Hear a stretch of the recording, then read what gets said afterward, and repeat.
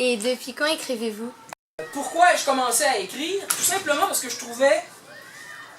j'habitais au bord de la mer, je découvrais un paysage que je ne connaissais pas, et je trouvais ça tellement beau que j'ai eu envie de faire ça pendant plusieurs étés. Et un jour, donc... Vas-y. Le Canard du Parc, je m'appelle Lola, et quelles études avez-vous faites? J'ai fait des études.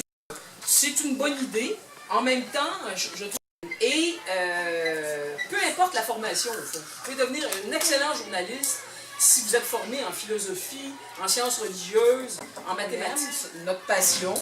Mais ça n'arrive pas quand tu as de se former, de voir, de tenter des expériences. Parc, je m'appelle Colline, et quels sont les thèmes de vos livres la plupart du temps?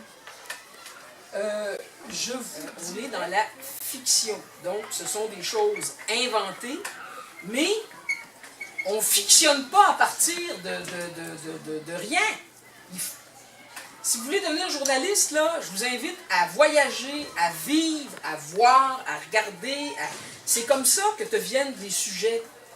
Pas autrement. Tu sais, encore une fois, tu te lèves pas un matin et tu te dis « Ah, femme, qu'on va écrire comme celle qui dort. » Juste une petite minute. Je veux juste vous donner un deuxième exemple. Quand les carnets de Cerise, c'est un peu comme ça parce que Cerise pourrait écrire dans son journal les histoires. Elle regarde les gens et si la personne l'inspire, elle écrit dans son journal l'histoire. Et quel type de livre écrivez-vous?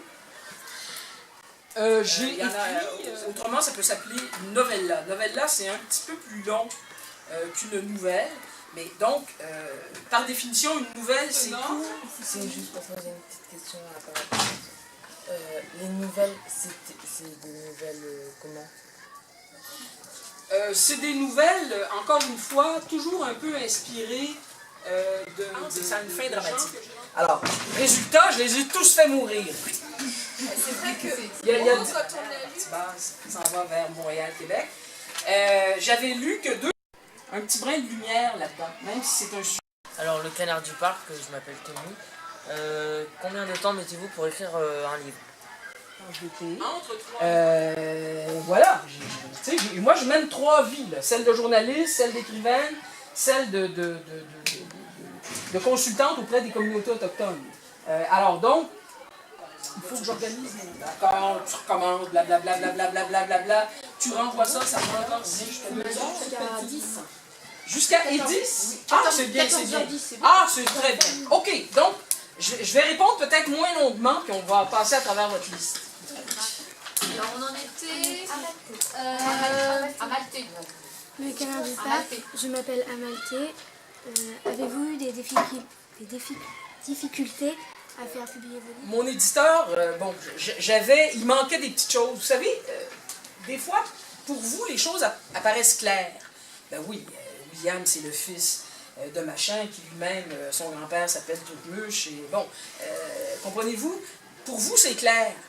Mais quand quelqu'un...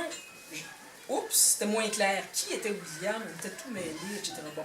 Alors, donc, l'éditeur qui a publié ce livre-là, ici, ça a été publié aux éditions du Serpent à plumes en France, et au Québec, ça s'appelle Mémoire d'Encrier. Je ne veux pas perdre mon beau petit papier jaune, dont je suis tellement fière. Coup de cœur de votre libraire. Pas beau, ça? Bon. Alors,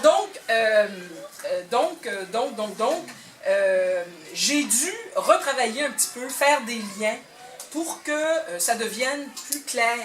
Pour on n'est pas totalement libre parce qu'il y a des règles de l'art. Je m'appelle Émilie du Canard du Parc.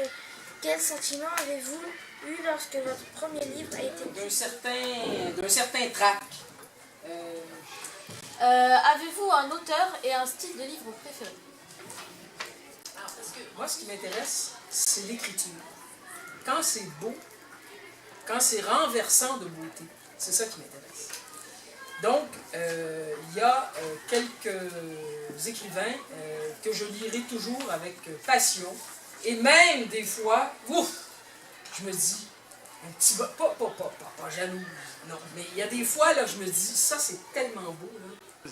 Je m'appelle Marco, je suis du Canard du Parc.